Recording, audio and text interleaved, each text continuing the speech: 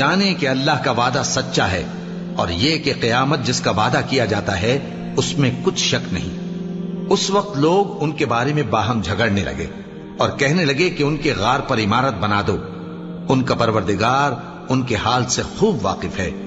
जो लोग उनके मुआमले में गलबा रखते थे वो कहने लगे कि हम उनके गार पर मस्जिद बनाएंगे।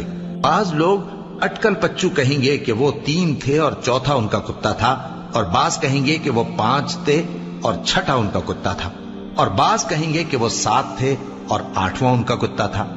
कह दो कि मेरा परवरदिगार ही उनके शुमार से खूब वाकिफ है।